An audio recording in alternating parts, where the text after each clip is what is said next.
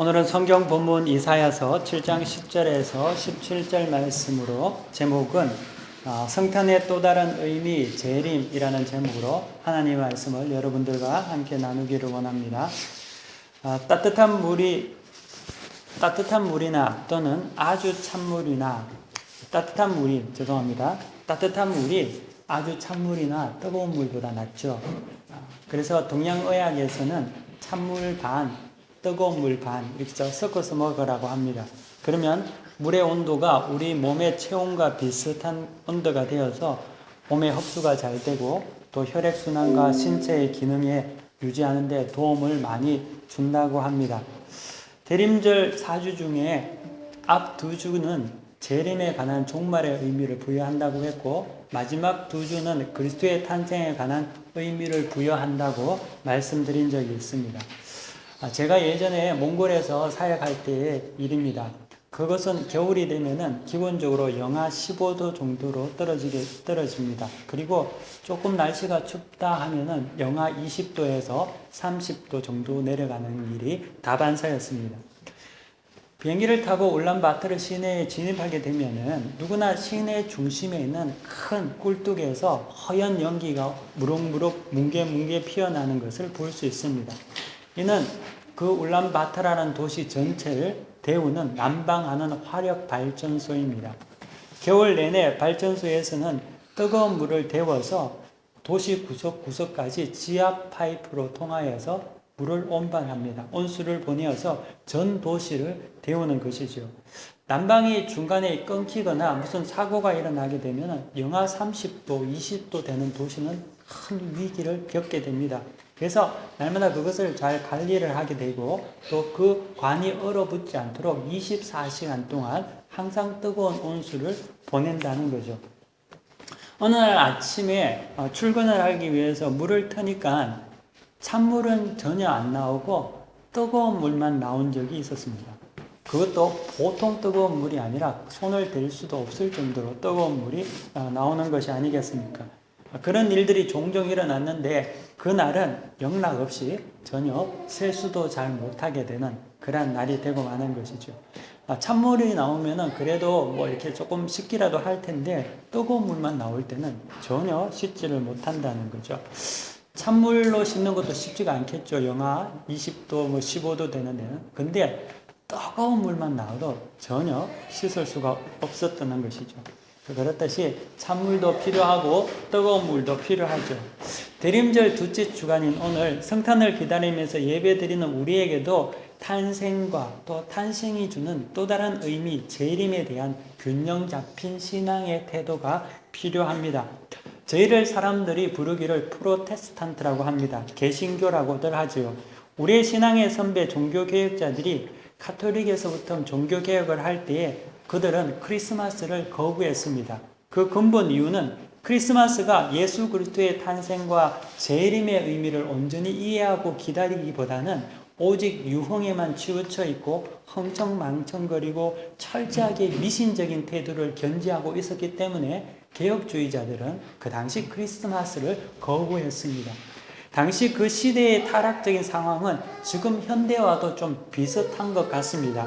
현대를 살아가는 우리들에게도 이 성탄절이라는 크리스마스는 단지 낭만이라는 허영 속에 숨겨진 유흥과 오락과 미신적인 어떤 요소들이 더 많이 있다는 것이죠. 성탄이라고 하지만 그 의미에서는 죄에서 우리를 해방하기 위해 오신 예수 그리스도의 탄생까지만 있고 그 이상의 의미, 다시 오실 예수 그리스도의 재림의 의미에 관한 것은 별로 없다는 데 있습니다. 믿음의 선조들이 고민하고 또 바른 성탄의 의미를 간직하기 위해서 수고했던 모든 열정들이 그 다음 세대인 우리들, 개신교도라고 말하는 우리들은 다 잃어버렸다는데 안타까움이 있다는 것이죠. 더욱이 안타까운 것은 이런 바른 영적 신중에 대해서 정통교회에서는 무관심한 반면에 이단들은 더 정통같이 행동한다는데 우리의 안타까움을 자아내고 있습니다. 안상홍 정인회들은 크리스마스가 태양신을 섬기는 그러한 날이며 또 기독교가 이교도의 풍습을 답습한다고 해서 비난하고 크리스마스를 지키지 않습니다. 어떻게 보면은 이단인 그들이 마치 종교개혁 시대의 종교개혁자들이 바른 신앙을 숙고한 것처럼 숙고하기 위해서 크리스마스를 거부한 것 같이 결과적으로 동일하게 행동하고 있는 것 같이 보인다는 거죠. 그것을 참으로 우리가 부끄러워해야 한다는 거죠. 이제는 이 정통교회가 이단들에게도 무시를 당하는 일이 많습니다. 옛날에는 이단들이 정통교회에서 무시를 당하고 숨어 살아야 했지만 여러분 요즘에는 시대가 바뀌었습니다. 정통교회에 나가게 되면 이단에게 무시를 당하는 경우가 더 많다는 거죠. 대개 정통은 느슨하고 게으르고 무관심합니다. 이단들에 비해서 확신이 없습니다. 성실하지 못할 때도 많고 집중하지 못한다는 거죠. 또 정통교회는 정통은 무질서와 통제가 안 될 때가 많지만 이단들은 철저하게 조직화되어 있다는 거죠. 그래서 우리가 믿음 생활을 한다는 것, 이 시대에서 믿음 생활을 한다는 것은 우리가 정신을 똑바로 차리지 않으면 정말 어떻게 되든지 다 실패하고 넘어질 가능성이 너무나 많다는 거죠. 그러므로 이 대림절 기간에 바른 성탄의 의미를 배우고 묵상하고 또 전달하고 살아가야 할 성도로서의 자세가 필요합니다. 또 이를 우리는 자녀들에게도 제대로 잘 가르쳐 주어야 한다는 거죠. 대림절이란 대림 기간은 그리스도의 탄생의 기쁨과 동시에 다시 오실 예수 그리스도의 재림을 두려움과 경외함으로 균형 있게 묵상할 때만이 온전한 탄생의 의미를 우리가 이해할 수 있습니다. 예수님의 탄생은 과거의 일입니다. 하지만 동시에 이 성탄을 기다리는 대림절은 다시 오실 예수 그리스도의 재림을 의미하기도 합니다. 그렇기 때문에 성탄은 기쁨과 감격과 그 동시에 재림에 관한 예수님께서 다시 오실 그 재림에 관한 경계와 성찰의 날이기도 한다는 것이죠. 그리스도의 탄생을 예고하신 임마누엘이라는 이사야에서 오늘 본문 7장의 메시지를 볼 때 우리가 좀 더 쉽게 이해할 수가 있습니다. 이 본문의 역사적인 배경은 북이스라엘과 그 당시 이스라엘이 남유다와 북이스라엘로 나누어져 있던 상황이었는데 북이스라엘이 아람 군대와 함께 연합을 해서 남유다를 침공하려고 할 때 이루어진 상황을 배경을 가지고 있다는 거죠. 당시 유대왕 아하스는 하나님께서 유대를 지키신다는 약속을 확신하지 못했습니다. 오늘 성경 본문 말씀을 제가 한번 읽어보도록 하겠습니다. 하나님께서 여호와께서 10절에 보면 또 아하스에게 말씀하여 이르시되 너는 내 하나님 여호와께 한 징조를 구하되 깊은 데에서든지 높은 데에서든지 구하라 하시니 아하스가 이르되 나는 구하지 아니하겠나이다. 나는 여호와를 시험하지 아니하겠나이다 한지라. 라고 성경은 이렇게 증거하고 있습니다. 어떤 보기에는 아하스가 굉장히 은혜롭고 믿음이 좋은 것 같이 하나님께서 징조를 구하라고 하니까 저는 하나님을 시험하지 않겠습니다 라고 거부하는 것 같지만 사실 이 시대적 상황으로서 이해해 본다면 역사적 상황 가운데 성경에서 알려주는 정보와 지식을 본다면 아하스는 그 당시 하나님을 의지하기보다는 아수르를 더 의지하고 아수르가 도움을 줘서 아람과 북이스라엘 연합군을 무찌르겠다는 그런 생각을 가지고 있었습니다. 근데 하나님께서 아수르가 아니라 나를 의지해서 징조를 구하라고 합니다. 근데 아하스는 믿음이 없었거든요. 하나님에 대한 믿음이 그렇게 크지 않았다는 거죠. 하나님께서 자기를 돕는다는 것을 믿지 못했기 때문에 어떻게 하나님께 이야기하냐면 하나님을 시험하지 않겠다고 이야기하면서 나는 징조를 구하지 않겠습니다 라고 이야기한다는 거예요. 예를 들면 우리가 좀 쉽게 설명하면 무엇인가에 대한 어떤 자기의 바람이 있는데 이것을 하나님께서 나에게 주시기를 원하고 그것을 믿음으로 하나님께서 나에게 징조를 주시옵소서 내가 믿겠습니다 이렇게 해야 되는데 막상 하나님께 기도하려고 하니까 하나님께서 안 들어주실 것 같다는 거죠. 믿음이 없다는 거죠. 그러고 보니까 내가 괜히 기도했을 때 그 징조가 안 일어나면은 자기도 손해고 아무것도 안 될 거라고 그런 어떤 하나님에 대한 두려움을 믿음에 대한 약함의 두려움 때문에 아예 기도조차 안 했다는 거죠. 이 아하스가 이러한 심령을 가지고 하나님께서 이미 약속하시고 하시겠다는 하는 일에 대해서 자기는 징조를 구하지 않겠다는 그러한 이야기를 하고 있다는 거죠. 하지만 하나님께서는 이 아하스가 하나님의 말씀을 또 하나님께서 유다를 지키신다는 약속을 신뢰하지 못하고 아수르를 의지하는 그러한 상황에서도 그러한 유다의 패역한 어떻게 보면 하나님에 대한 불신앙과 거부 가운데서도 하나님께서 임마누엘의 징조와 약속을 해주신다는 데 있습니다. 여러분 한번 생각해 보시기 바랍니다. 하나님을 신뢰하지 못하는 남유다와 그 왕 아하스에게 왜 하나님께서 굳이 임마누엘의 징조, 내가 너희와 함께 하겠다, 내가 너희에게 승리를 안겨주겠다는 약속을 하실까요? 말도 안 듣는데 하나님을 믿지 못하는 그들에게 왜 하나님께서는 아하스야와 그 남유다에게 보호를 약속하실까요? 왜 하나님께서는 그렇게 하시는 걸까요? 그것은 하나님께서 이 임마누엘의 약속, 다시 말하면 예수 그리스도의 탄생의 약속이 그들에게 회복을 요청하는 하나님의 최후 통첩장과 같은 것이라는 거죠. 그들이 듣지 않아도 하나님께서 내가 하겠다는 기회를 주신 것이라는 거죠. 임마누엘의 징조라는 것은 그리스도의 탄생 700년 전에 구원의 메시지였으며 이는 또 이 시대에 본다면 탄생과 또 과거에 오신 주님을 마냥 기뻐하는 것이 아니라 다시 오실 주님에 대한 그 기대와 정결을 요구하는 종말론적인 의미가 있다는 거죠. 즉 아하스에게 하나님께서 임마누엘을 주신 것은 네가 비록 믿지 못하지만 내가 그것을 이루고 갈 거고 그것은 너에게 최후의 통첩장과 같은 회개의 기회가 되고 지금 하나님 앞에 다시금 돌이킬 수 있는 그러한 은혜의 시간이 된다는 말이었습니다. 이것은 하나님의 은혜의 상징이었고 또 인내의 모습이었고 그분이 어떻게 일을 성취하는지를 보여준다는 거죠. 한글학교가 이제 마지막 시간에 접어 들어가는데요. 매년 학기의 마지막이 되면 시험을 칩니다. 근데 제가 그 학생들에게 진급 시험을 치기 전에 꼭 하는 것이 있는데, 시험 치기 바로 전에 예상 적중 문제를 다 나눠준다는 거죠.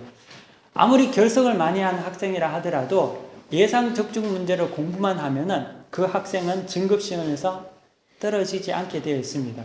근데 왜 제가 학생들에게 시험 치기 바로 전주에 예상 적중 문제를 먼저 다 나누어 주겠습니까? 그냥 예상 문제 주지 않고 그냥 시험 치면은 공부 잘하는 애는 떨어지고 공부 못하는 애는 떨어지겠죠.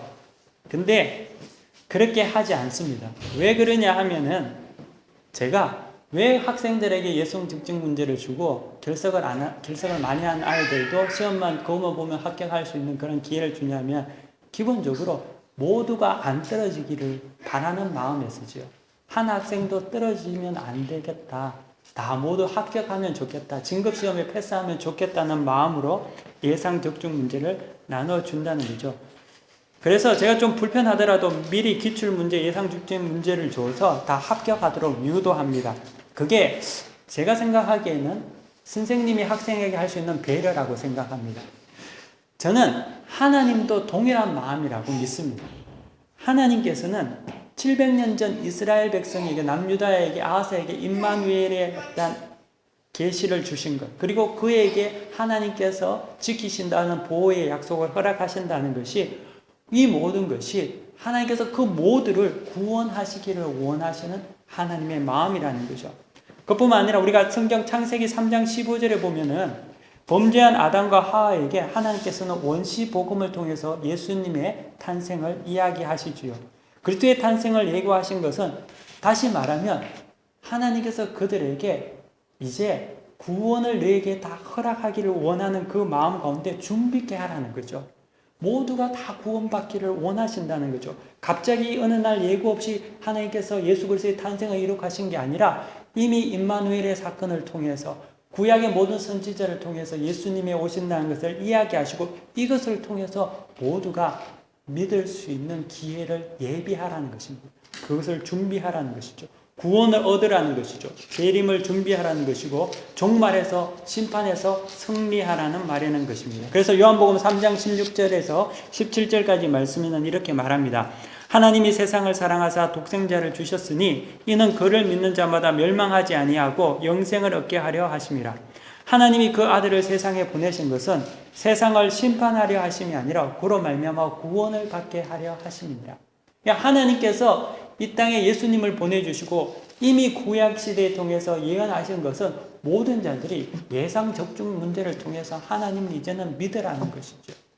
그러므로 말미암아 모든 사람에게 구원받을 수 있는 은혜를 허락하기 원하셨다는 겁니다.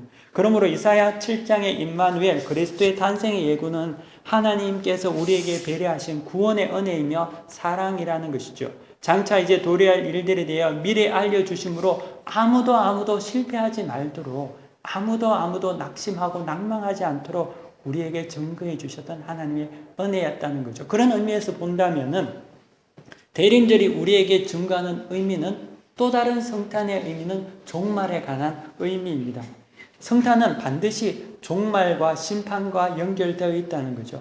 엄밀히 성탄을 기뻐하고 즐거워하고 감사할 수 있는 자들은 그 구원받은 자들, 예수 그리스도의 재림시 구원을 받을 수 있는 자들만이 즐거워하고 감사하고 기뻐하고 기대할 수 있다는 것이죠. 성탄의 기쁨은 우리 모두에게 비춰집니다. 동시에 또 이 성탄은 심판 또한 의미하기도 합니다. 다시 오실 재림 예수에 관한 의미이기도 한다는 거죠. 이미 2000년 전에 예수님이 오셨지 않습니까? 우리가 성탄에 기다린다는 것은 2000년 전의 일을 가지고 마냥 기뻐하는 것은 아니거든요. 왜 우리가 탄생을 기다립니까? 다시 오실 주님을 기다리는 것 아닙니까? 근데 그 다시 오실 주님은 탄생이 아니라는 거죠. 재림이라는 심판의 날이라는 것입니다.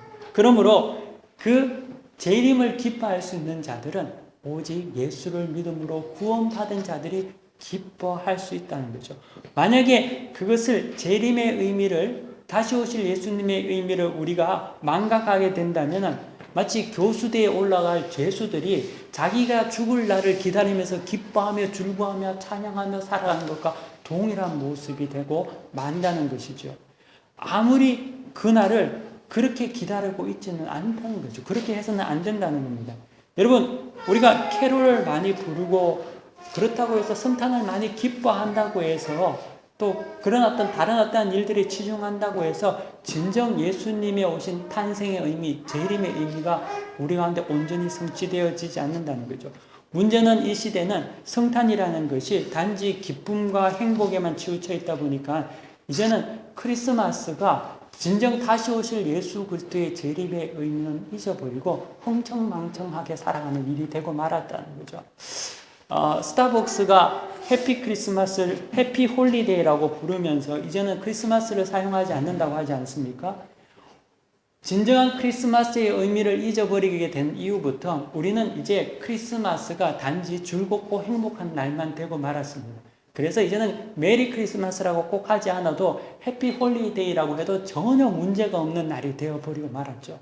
이제는 이 시대는 크리스마스는 그런 류의 날로 바뀌게 된 것이죠.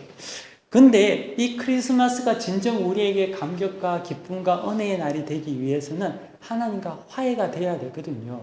하나님과 화해가 되지 않으면 그 크리스마스는 종말의 의미로 다가오게 된다는 거죠. 사단은 우리의 눈을 어둡게 해서 성탄의 의미 가운데 재림의 의미를 싹 망각하게 함으로 말미암아 우리에게 늘 흥청망청 즐겁게 행복하게 지내게 만듦으로 우리의 눈을 가리고 말았습니다. 그러므로 사랑하는 성도 여러분, 우리는 사탄의 전략을 간파해야 될 필요가 있다는 거죠. 우리는 재림, 예수 그리스도의 성탄이라는 것이 감격과 동시에 우리 자신이 다시금 정결함으로 예수의 재림을 기다리는 그런 균형 있는 신앙을 회복해야 될 때만이 바른 믿음 속에서 살아갈 수 있다는 거죠. 모세가 광야에서 노뱀을 만들어 높이 들었을 때 누구든지 그것을 보기만 하면 나음을 얻었지 않습니까? 우리가 여러분 이 강대상에서 선포되어지는 재림의 예수, 탄생의 의미를 우리가 듣고 그것을 이해하고 우리 자신을 하나님 앞에 바로 세우기만 한다면 우리에게는 구원의 은혜가 충만하게 넘친다는 거죠. 모르면 그것을 잊어버리면 노뱀을 보지 않으면 끝나버린다는 거죠.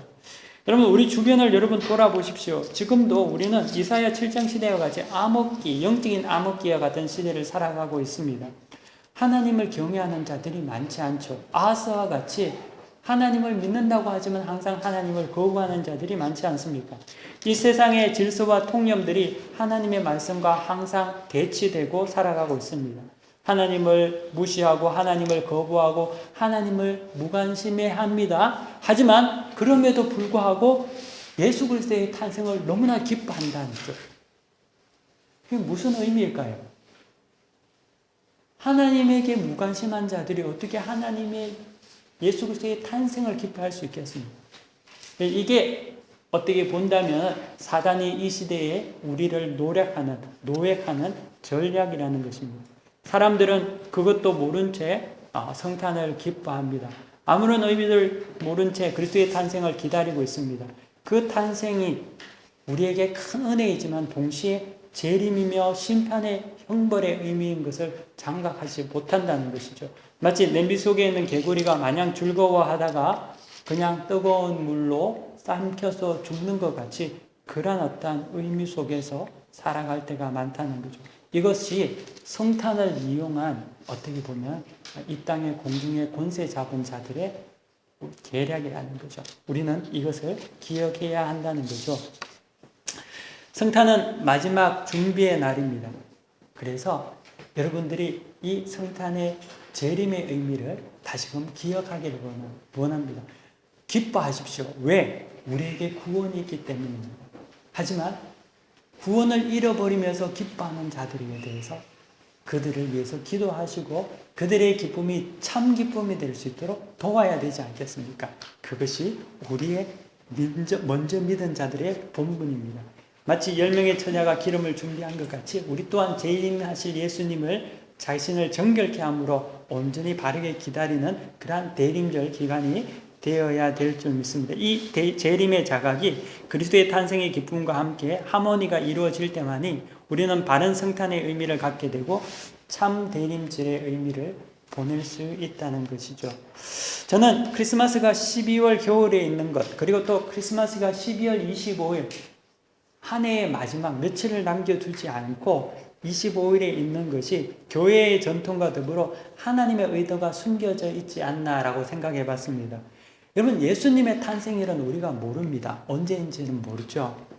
마치 모세의 무덤이 어디에 있는지 모르는 것과 같이, 또 법궤와 십계명의 두 돌판이 어디에 있는지 모르는 것 같이, 예수님께서 마지막에 사용했던 성만찬 때 사용했던 언잔이 어디에 있는지 모르는 것 같이 예수님의 탄생도 비밀로 갇혀져 있습니다. 저는 그것이 하나님의 의도라고 생각합니다. 만약에 모세의 무덤이 어디인지 정확하게 발견이 되었다면 정말 많은 사람들이 그 자리를 미신화하고 우상화하지 않겠습니까? 법궤도 또 십계명 두 돌판도 언잔도 어느 박물관에 있다고 생각해 보십시오. 난리가 나겠죠.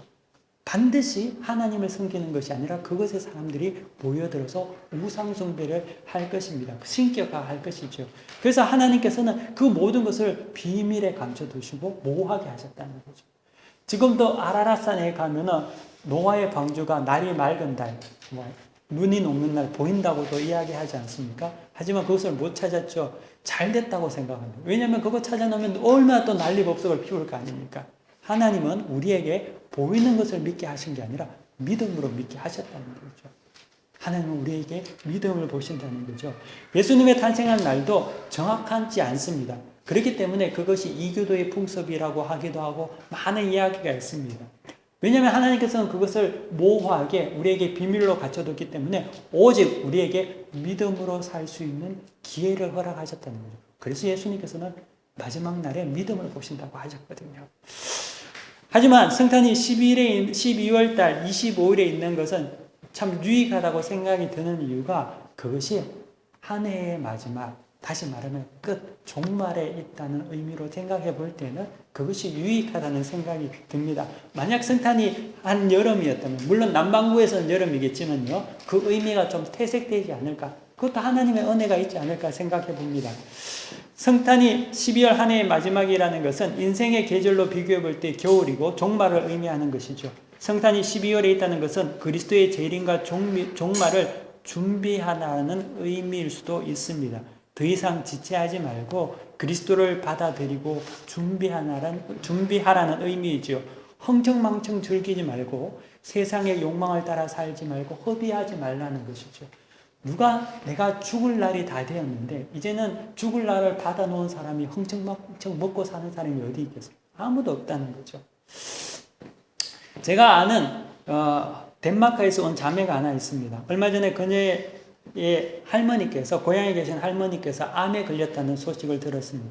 그리고 그 할머니를 뵈러 그 자매는 덴마크로 갔다 왔습니다. 할머니 나이가 올해 83이라고 합니다. 더 이상 병원에서 암이 다 퍼져서 손을 쓸 수 없다고 해서 할머니가 입원을 거부하고 그냥 가족과 함께 집에 있겠다고 해서 지금 집에서 마지막 생을 준비하고 있습니다. 그래서 제가 그 자매에게 물었습니다. 할머니 예수님 믿고 교회 다니냐고 하니까 아니라고 하더라고요. 할머니는 평생을 무신론으로 살았다고 합니다. 하지만 할머니가 죽음이 다가오니까 두려움에 사로잡혔다고 이야기합니다. 그래서 제가 할머니에게 이제 이 땅의 삶이 얼마 남지 않았으니까 예수님 믿고 자기의 죄를 고백하고 교회에 갈 수 있도록 이야기하라고 했습니다. 그러니까 그 자매가 하는 말이 할머니는 평생을 무신론으로 살았고 자기도 무신론자라는 거예요. 내가 무신론자인데 내가 어떻게 할머니한테 예수를 믿으라고 하겠냐고 저한테 반문했습니다. 그래서 제가 그 자매에게 이렇게 이야기했습니다. 네가 믿든지 안 믿는지는 전혀 상관없는데 할머니는 이제 얼마 남지 않았기 때문에 너는 내가 한 말을 전하기만 해라. 하나님께서 혹시 은혜를 베푸실 줄 어떻게 아냐? 라고 제가 그렇게 말해 주었습니다. 사랑하는 여러분, 종말이 오면은 우리는 준비해야 합니다. 예수님의 탄생은 우리에게 큰 기쁨이지만 동시에 재림을 기다리는 우리의 모습이기도 합니다. 준비해야 된다는 거죠. 그렇기 때문에 성도에게는 성탄은 참 기쁨과 동시에 재림하실 예수님을 기다리는 그러한 의미라는 거죠. 기쁨과 동시에 하나님 앞에서 두려움과 경외로 함께 이 모든 것이 있을 때만이 바른 성탄을 우리가 지낼 수 있다는 거죠. 사랑하는 성도 여러분, 성탄을 기뻐하시기를 바랍니다. 우리 위에 오신 예수 그리스도의 탄생을 찬양하십시오. 동시에 이 재림의 예수님을 기억하시기를 바랍니다. 그리고 정결케 하십시오. 그리고 그분의 재림을 기억하십시오. 대림절 기간이 이런 영적인 하모니가 잘 이루어져서 여러분 가운데 성령의 은혜로 충만한 온전한 바른 기쁨이 넘치는 그러한 은혜의 주간이 되기를 간절히 바랍니다. 다 함께 기도하겠습니다. 거룩하신 하나님 감사합니다. 이 대림절 기간에 우리가 다시금 주님의 탄생을 그냥 마냥 기뻐하며 즐거워하는 그런 것으로만 끝내는 것이 아니라 다시 오실 주 예수 그리스도 재림의 주를 기억하면서 우리 자신을 정결케 준비하기를 원합니다. 하나님, 우리가 이 땅에 살아가면서 너무나 세상적으로 치우쳐서 정말 예수님의 탄생의 의미를 다 놓쳐버리고 한쪽에서만 치우쳐 흥청망청 살았는지 다시금 돌이켜보게 하여 주시옵시고 날마다 우리가 늘 하나님 앞에서 정결한 모습으로 살 수 있도록 우리를 돌이켜 볼 수 있는 그러한 성탄의 기간, 대림절 기간이 다 될 수 있도록 은혜 베풀어 주옵소서. 모든 것을 주님께 의탁하며 감사하며 성령께서 우리 가운데 충만히 인도해 주시기를 바라며 예수님 이름으로 간절히 기도드립니다. 아멘. 다 함께 자리에서 일어나셔서 폐 찬송 부르시겠습니다. 찬송가 175장입니다.